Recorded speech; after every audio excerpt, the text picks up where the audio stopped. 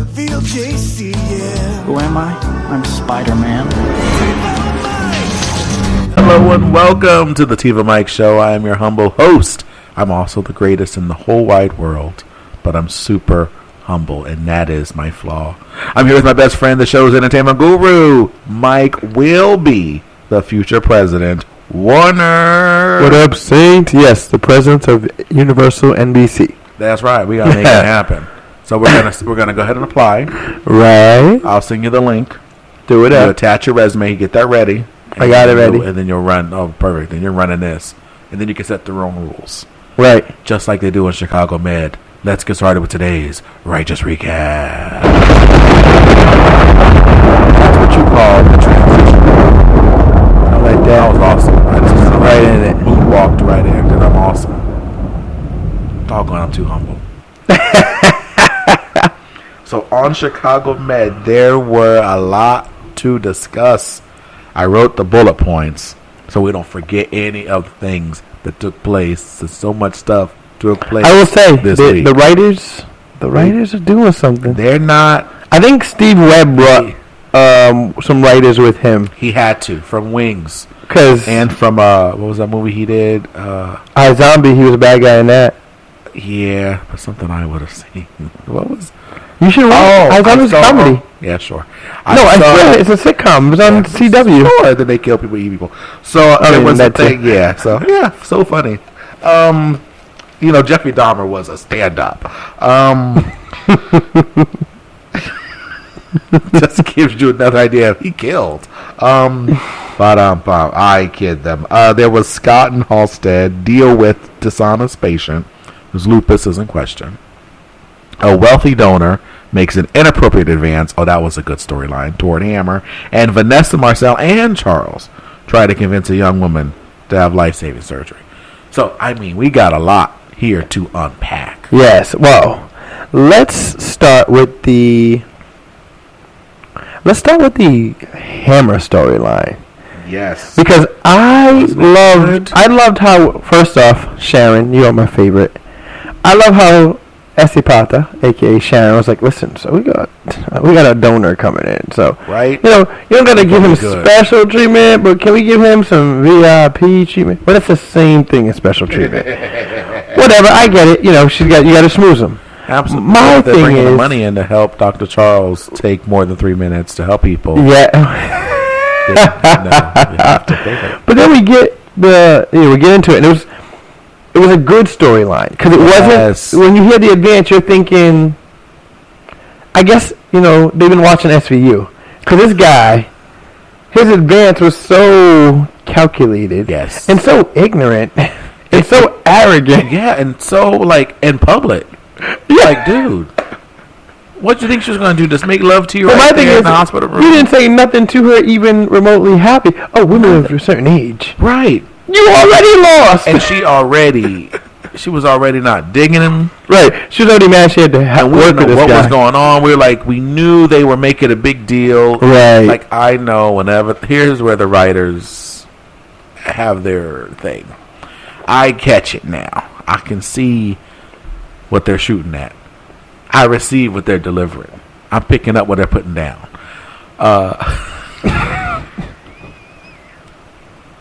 Couldn't let it go, could you? You just had to do it.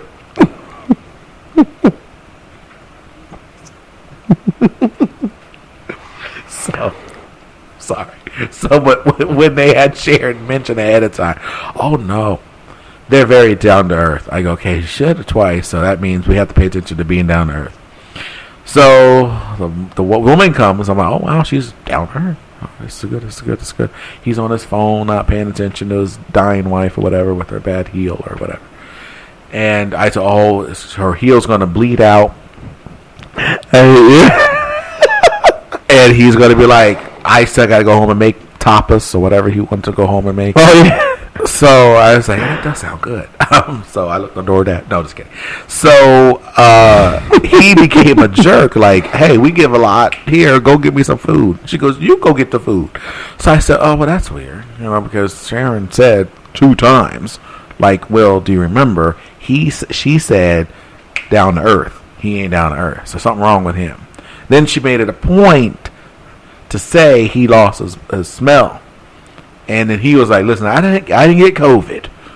So I was like, all right, so something's going on with him. But I didn't know it was going to be that. Right. So I thought, well, maybe he's abusive, but then that doesn't make sense. And that's what I was thinking. Is he did something shift and he's abusive now? Because I was waiting for him to be like, especially because he came at her pretty hardcore. Right. And she looked kind of about the acute accusation he couldn't smell the house burning. He got real mad. Right. Yes, I could. I'm the one who said it. I was like... So you're right. I definitely was like, "Oh, that's interesting." Yes. But here's the thing. So I knew from Maggie and Stevie's conversation. Stevie's Dr. Hammer. That's her. Her character's name is Stevie Hammer. Stevie Hammer. So I knew from their conversation. That's the guy from the Social Network movie. Is it? Yeah, the guy who plays the twins. That's Winklevoss. Army Hammer. Yeah, there it is. What's is there? Stevie Hammer. Never mind. You're hilarious. Are they related? No relation. But she, when she said, "Oh, you're not happy about that," and she's like, "I'm not too fond of rich people." Right. Or wealthy people. And she goes, "Yeah, but you used to do." She goes, "And that's why I'm in med. Like, that's why I'm not doing that job." And she said, "That's why I feel this way." Right. Yeah, because I was like, "There's a lot." So as soon as she said that, I'm like, "Wow, she got more backstory than Ritter." But okay. And then you like that, right? And then he had more backstory than Ritter. Oh, we'll get to him. Oh, yeah, exactly. Yeah. Thank you. Yes. So when that, I'm like, oh, he's gonna make a had more backstory than Ritter. I felt like, okay, it's about to be he's about to be sexual harassing. I knew from there it was gonna be something inappropriate that way. Yeah. But I didn't see the approach. Like that approach threw me completely off. Yes. But that I liked it because I couldn't predict it. And I liked it because it made you as the fan watching the show felt uncomfortable, which is what you want, right? And it was so awkward. I thought for her, this was good because she already she was predisposed not to like him, that she got violent. I thought, he put his hand on you and he grabbed you, but I was like, not a good look to push, right? And it wasn't like a stop. Right. It was like, what's that guy? Batman. Yeah. What? And this dude, and I think she even said, if you put the subtitle on, I'm Batman. I loved how when he lost his balance because but he tried to land on the bed and went over, fell off the bed. He couldn't. I couldn't stop laughing. I said, they're gonna kill him. Yeah, I couldn't stop. I'm like, he got an aneurysm right now. Yeah, when he falls back and she goes, "Oh, I killed a rich person," and it was a donor, right? And his check didn't clear yet. It was gonna be something, and Sharon was gonna moonwalk back in that room.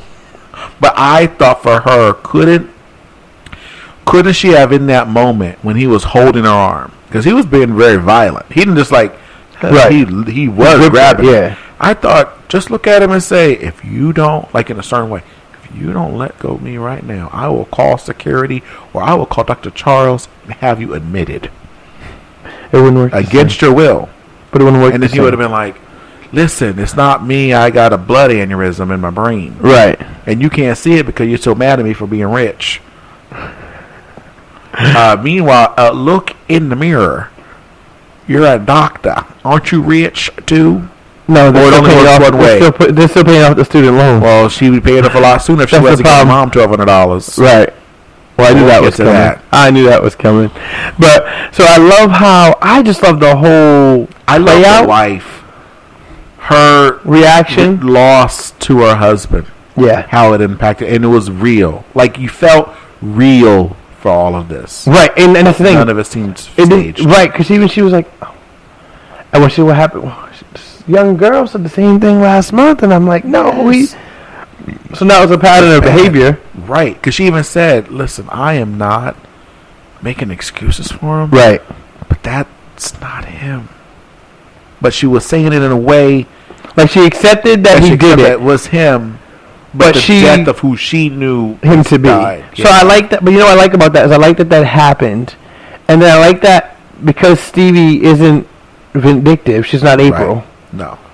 She immediately was like, well, she's saying this isn't him. And Sharon is like going above board for this guy. Something doesn't add up. Right. So for her to take whatever she's, and then she mentioned the smell. and realize, okay, that's the problem. I'm like, that's a good doctor. She separated herself completely from a situation she didn't have to separate herself from. Especially right after he attacked her. Right. So it was like, wow. But then to find out it was an illness caused, I'm like. So you're like, thank God he attacked her. Because had he not attacked her, and I was like, listen, at first I saw Weinstein's writing all over this. I go, was Weinstein writing this? He's like, listen, I'm just trying to save lives. When she was trying to get through that garage door, I just thought I could help. You know what's funny? Is you always give homage to that scene. But that's his biggest victim. It really was. That was it. All at the same time. And that's why I love, I said I got to get around to reading her book. But it's like, because that was the scene in which the smart, how do you handle a weird circumstance? Right. In this movie that's a comedy? Right. But it's scary enough because you're like, once he didn't react, you're like, okay. And again, because of that book, that this is a good moment to bring that up. The gift of fear, where we have an instinct, an animalistic instinct to know that something's off. But how we, as humans, unlike animals, will explain it away. And I keep forgetting Dakota. Okay, so Dakota would not go outside and something dangerous. What's dangerous to a coyote? So wouldn't, like, you don't see the coyote, but Dakota, I don't know, dog sense this or whatever. Like, there's something, that grass shouldn't move to the degree it's moving with the wind chill to the left, algebra style. Dakota's not going to be like, well, it's okay. It's probably just a whole lot of wind that is focused only to this part of the grass. I don't know what it is yet, so I'm not going to react until I see what it is fully, and it's already too late. Right. You're like, what's going on? Who Lassie? Who's in the well? It's not going to happen. But you could be in an instinct like she was, because the moment she tried to push her way past into the door, like, let me get back in with the beers. You see me carrying this. Like, logically, it's what made the movie scary. Because in the moment, you're like, this is all, like, really happens. None of us felt convoluted. And you have the beer. You're going inside. Everybody's being crazy. This guy isn't playing along. That moment, at that very moment, she knew. She knew, like, this is not whatever. And you could see in her eyes, she played it really well. Where you saw the trend, the process of her. Oh, that's just weird. Maybe he's just stoned. Right, you started questioning her instincts. Yeah, I'm just stoned. Aren't you going to move, doofus? Huh. It's weird. Then pulls out the knife, so it's too late. So with the wife having that revelation of when she looked over at him and he did that yell, I didn't have COVID, Martha. You know, I always bringing it up. It wasn't like she got it wasn't like someone yelled at her. Right. And I'm like, I'm mad you yelled. It was like sad. It was always sad. Like, I'm accepting this who he is now. Like that he my husband would just change on a dime. Right. But you can see in her eye, like, that doesn't make sense. It didn't add up, for an answer. But she repressed that instinct. Yep. And we shouldn't do that. God gave us that instinct for a reason, and we just don't trust it. You go into a room like something's off. Well, you know why? Because you always get why are you so paranoid? It's like, well, but it's like, you are, right? No, because you don't have the instinct doesn't mean I'm paranoid. And I'm like, what's wrong with being paranoid? There's like 4 movies in that franchise. The 5th one comes out in January. That's what I'm saying. They got a whole lot of paranoid. It's working for somebody. Right. He said, thank God they're paranoid. Ching, ching. So but we give it that. Right. And that's how we explain away. We're not supposed to do that. And because you wouldn't do that. Well, I guess they do it to a man, but you don't hold on to it for him. Right. So I just thought that was interesting. So when she finally in that moment had the doctor, when she said whatever, as they're going away, who was she with, Maggie or Sharon? Sharon, yeah. And she was like, wait a minute, what'd you say again? Well, there's something about he moved to the left, he moved to the right, he sat down, stood up, fight, something like that. And she was like, oh, there's the bacalao disease. Get him. Hate you so much. You know, it was like you know what I do like. I like that the doctors are experienced. Yes. That just makes me happy when because now they have it. They bring a little more. They're not so green. They can say maybe it's something like this because that made it her diagnosis made sense because you knew her history. Yes. So I did like that. What I want to mention, because we're going to transition here to the next group. That's right. I don't understand how that synopsis did not talk about Dr. Scott and his sister playing basketball, bringing the little boy in that shot himself by accident in the... Because that was Chicago PD giving their way into that first episode part of the med. Because that was their way of saying, see, they're both doctors, and they made it a point to say, you're not they're both cops, yeah. Right? Oh, that's sorry, you're a cop. Like, you're not a cop. So anymore, that was, so they didn't really care about that part. Well, what I liked about that... and we should not be shocked anymore, because remember, we know that blacks, they hate us. Yes. And it's in our DNA, it's in the water, it's in our vaccination mandates. They hate black people. Well, I like that we got to see... Thank you, Cookout. Him and... we got to see him and Atwater, who knew each other from PD. Yeah. And then we got the small introduction of the sister. And the other thing that I liked about Wednesday... He started following me on Twitter. Right. Well, I also said, hey, you got a sister. Oh, you got to tell the people that. You didn't tell them. I just told them. No. You have to really explain Hold on. I'll come back to who exactly he is. Okay. But I tweeted, like, hey, Dr. Scott and Atwater know each other. I love when they show camaraderie amongst the other cast members without making it sex. Right. Just like, hey, we know each other. Right. We work in the same city of department of. I know. You wanted to make sure that wasn't part of Ritter's backstory. That's what I'm saying. Here we go. I'm just making sure. So exactly. So my whole, I was like, well, that's dope. And then he had a sister. So I was like, oh, we're going to see her again. And he replied, yep, that's Guy. His first name is Guy Lockhart. That's a lazy name.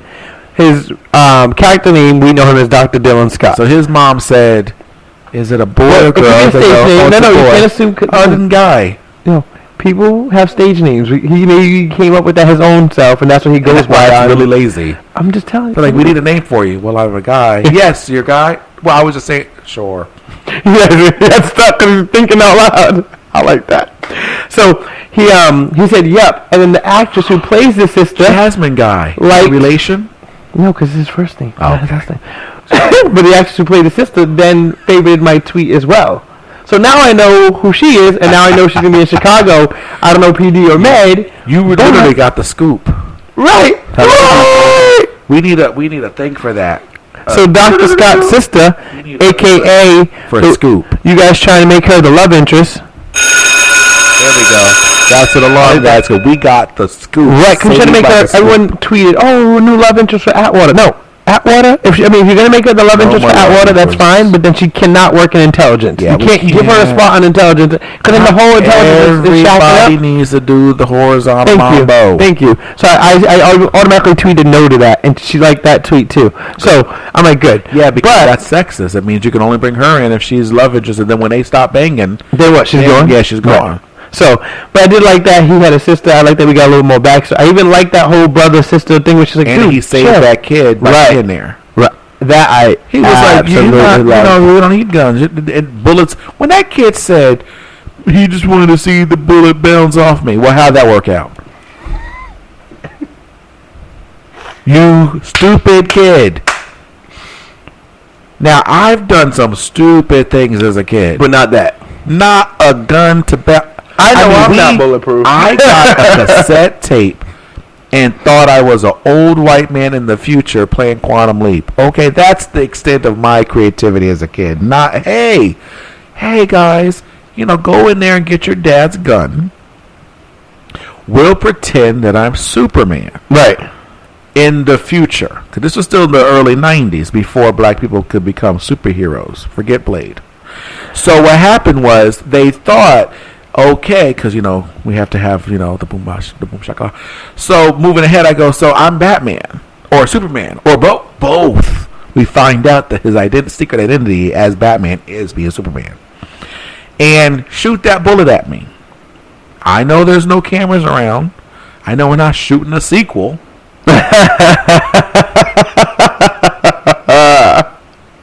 Like, I just thought real. Right. But I like that. You know what I love when they do those opening scenes of actual med. It's always so deep, right? So and then the screen goes back. It goes, Chicago med, right? Ooh, or now it's Chicago fire. Ooh, now it's Chicago. Right. So I love it. But then we get in and we get the lady who has lupus. Yeah. I forget her name, but I forget her character's name. We'll just call her Liar. We'll call her Madeline. That's the good. And she was Madeline Liar. There you go. And she was like, I like that whole scenario. I like it more because my favorite line between Will and Dr. Scott, right, or Dylan.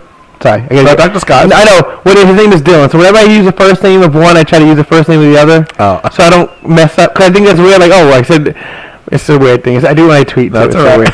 So when Will was all like, we should expose her, and Dylan was like, no, but that's not. Listen, we are doctors, not cops. He goes, we're not cops. I goes, no, I'm not a cop anymore. Right. Yeah. And you like to pretend to be one. Never been a cop. So I like that he called him out for pretending to be one. That made me. I love that scene too because it was so classic and it was so real. Like it was in the again, it didn't seem staged. Right. I got nervous for Will. I say he's going to respond and go, but Sharon has me paranoid. So I was like, don't throw him the bus. You can't do that. That's what I'm saying. You can't tell another. Right. That the other. Thank you. You cannot not in 2021. Maybe in 2023 when we're done, we're moving on to something else. Maybe. But for now. But in 2024, it's going to stop back up. But for now, we matter. Right. So the cookout. Right. But I love that scene. I even love it more that she was afraid to. I loved her rationale. Remission. I got why she didn't want to tell her. It made sense. It was real. Plus, she said the donations helped. Plus, her having people come to her and tell her she's so brave. Right. So I like that. And how it helped them. Right. And so I love that whole story. I even like that when he talked with her, Dr. Scott, and he said, listen, it was kind of like a Dr. Charles moment. Because he literally said, listen, but yes, just like they're there for you. As long as you put it on the tablet. He's like, just like they're there for you with this, when you tell them you're in remission, if they're really there for you, they're still going to be there for you. Right. So I like that he didn't tell her do it or tell him or whatever. He just said... He went to her root, which was fear, and then he tried to overcome the fear. Right. Because listen, if they're with you in the trenches now, then they'll be with you. The ones that matter will. And I love that because also she gave her confession. I am a little jaded because I would have given the confession and not said I've been lying to you for 5 years. I would have just went, hey guys, I'm in remission. We're going to start it from now. Because why make them mad? Right. No, my whole thing was like, you make it mad, but then you're mad because my thing, you know that's going to piss some people off. Yes. So you can't say. But she still has to say it because that's what she's, Right. They had to. Like, and that's how I like how they actually did it. She should have just said what, and I hope, because they don't show us, so I hope it was the same thing she said to the doctors, but in essence, hey, the same thing that I told them. It was like a paragraph, so I'm sure she... Oh, she wrote it? Well, she blogged it. Oh, that's lazy. So she should have videoed it. So I showed her emotion and showed her crying with the snot and get a tissue. No, because then they give her the Academy Award for being the best liar goes to... Well, those are the haters. That's true. As the great philosopher Swift Mama Taylor once said, the haters are going to hate 3 times. There you go. So, but I like how they did that. I like how he got her to do it without telling her to do it. That's right. And I like how she still has lupus. It's not a flare. I was like, Bill had to be right. He just couldn't. He couldn't. What happened was they weren't communicating. He goes, okay, I don't want her to be a liar either because you're right. I'm a doctor. Not a cop. Not a cop. So let me do my job. I want her to make sure she has it. She's not going to tell them different. Right. And then when he got back and he had given her lupus, the cop had said, actually, I had taken it away and she had told everybody. He goes, well, if you would have done that, I wouldn't have made sure she wouldn't have had... Oh, too late. Gave her lupus again. And what a ironic on the day. Right. You tell people for 7 years or whatever it is, and then on that day, they have it again. Like that. That's why we need tweets to be able to be deleted. Right. Because that's why they installed that. That's why they said, "Oh, my bad. Just I've always had it. There it is." That was a good story. And then of course we had Vanessa, the trio. that lady comes in with that boil on her neck that she got. Initially, it was a little boil, but she didn't want to go because of COVID, so she stayed in. And he goes, "Hey, but COVID's been over for a little while." Can we talk about how they used the Reface app and make her look old? I was like, really, guys? I was in love. I go, you guys. There is a young crew member, right? So souped that they had the idea. He said it. Yeah, he said it, thinking it was funny, and they put it in there. They're like, we'll add that in. Oh, we'll put it right on her neck, a nasty little boil. Oh, it was so. And that thing was so and not want to get rid of it. And again, I love these storylines. How real the people's story was. It wasn't this. Oh, I'm the next patient. Right. In this episode, let me say my thing. It felt really real when he said, "You don't want to just get rid of it." Well, I didn't. When she finally broke down, I didn't want that to be true. I just wanted it to go away. I know that doesn't make sense, but no, it makes sense. The brain does wonderful things, make people just not accept reality. But she had a reason, right? Like, and a valid reason. Yeah, that's very valid. It's like I like even more when they said, "So you don't think about the future?" Nope. And then when he boomed her with that, when they realized she was oriented for the future, they show. So I like when Dr. Marcel, and this was my favorite scene of the whole episode. It's my favorite Marcel scene. Right. I love how Marcel didn't want to be a mentor in the mentor program, but he's mentoring Vanessa. Yes. Oh, you don't want the label. That's what it was. You don't want the label of it, but you're doing it. There was a famous person who said that. Barkley, I think. He said, "I'm not a mentor." Right. Yes. When the role model thing. Yeah, yes. I'm not a role model. Right. It's like, you can say it all you want. Just like Will Smith's son can say, "All right, guys, he's cleaned the closet." Enough. Enough, you. But yes, exactly. So I like how they did that. They got her over the fear by showing her if she doesn't take care of this, then there is no future, or the less likelihood of a future. Right. But to see where she could be in the future was enough for her to be like, "Oh, wait, no, I want that." Oh, now, because he got her to see. And how many people that relates to? And that's why look ahead. I think that's what I thought about. I really took all the storylines, except for the stupid kid trying to be bulletproof. I truthfully took. Like, you could go through this. You could be in remission, but be afraid that losing the support you had during the struggle. Right. That's real. Absolutely. Yeah, because if that became your community, and then you're going to lose your community of friends. Because you're healed, which never really happens, but... Right, exactly. It's only in the people's minds. Right. But that is everywhere. And that could apply to anything. That doesn't have to be having cancer or lupus. It could be... And it's a root of jealousy. Because you're really afraid they're going to leave you because they're jealous you got healed. Right. And there was something in... I don't know if it was one of these meds. Was it in med? No. It was in Grays. Ugh. Still watching. Yeah, still watching. I'm stuck on that mess. Until they do something stupid like make Glenn Popeyes or something. So I'm like, just do that. Do that. Hey, please talk about it. Give me an out. But they won't do that yet. They're like, no, we know you're watching. We got you. Yeah. So I think she said something similar to, how does she phrase it? You can be, oh my gosh, when you're with people. It was a way she had said you found your tribe. It's okay, now it left me. But it was so good though, because it was what this lady was saying. Right. It's all born of jealousy. Oh, that's what it was. So when because she had COVID last season, the character. Yeah. And it was really like coma inducing, and like it was really bad because again they didn't know if they were going to finish the series. Oh, right. Yeah. Give 2 different outs.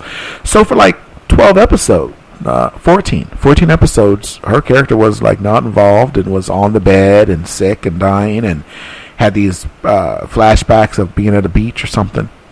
And so of course she's a star, and now we're good. We got another season, 2 seasons, so she's alive. So last week they said, what do you want to do? Oh no, she was talking to somebody about doing something. She goes, I just want to do this new Parkinson's research. And she was talking to a guy at the bar, and he goes, oh, that's really good. What's going on there? You know, chance to cure Parkinson's. I mean, they're offering me this job opportunity outside of Grays. Oh. And she was wondering if she should take it. And she goes, well, I survived this devastating thing that most people died from. Which is not true, not most people. But anyway, so a lot of people have died from. It's a fictional show. So in their show, most people died of that mess. So of the unknown origin. So what happened was she goes, I have the survivor's guilt. Right. Because why me? And so I can't waste my newfound saved life. Right. What did I do? And this chick had the same thought. I'm alive. I'm making it. And if I tell them I am survived, I've kicked it, I've been in remission, they're going to be like, how come she? So it's this weird sense that you think they're going to be jealous. And that's why you really have to get over that fear, because a real friend wouldn't be that. Exactly. They wouldn't disappear like that. Which is what he said. He's in the trenches. Oh, it was great. She finally made the decision. I think it was fantastic. Guys, it's going to keep getting good. Please, it's going to go to another level. And real quick, before we cut out here, I wanted to talk about this because it was amazing. So on viewership, most recent ratings, right? 7.27 million people watch Chicago Fire. So 0.27 of a person. That's weird. Why are there? Yeah, I don't know whether I hate you so much because I was just watching the thing on Netflix, and Will Smith was narrating. They're talking about the 3/5 of person. Right. So you just made it funnier without even realizing, because you didn't know I was watching it. So I love it. See, sympathetic. And then Chicago Med, 6.846 million viewers, and Chicago PD, 6.171 million viewers. So I just love that the show is getting better. Yes. And you can see it because the writing is just this new slate of writers. You guys, your foreshadowing is good. Yes. You leave it up to the actors to portray. You don't make them say, and up next. Do you remember? Here's what I remember. In the words of Mrs. Doubtfire, before I say that, let me say this. Keep your remote close, but your savior even closer. Now, in the words of Mrs. Doubtfire, help is on the way, dear. Help is on the way. Work with me now. Work with me. Glory. Bye-bye. The TiVoMike Show was produced by Michael Jefferson. Our soundboard operator is Mike Warner, and our theme music is by Ellie Daniel. A special thanks to our family and friends who make it for us to be here, and you, our listeners. That's it for the TiVoMike Show. I'm Mike Warner. See you tomorrow. We've got the last two of you Saints to the period of now TV shows about the next great addictive series.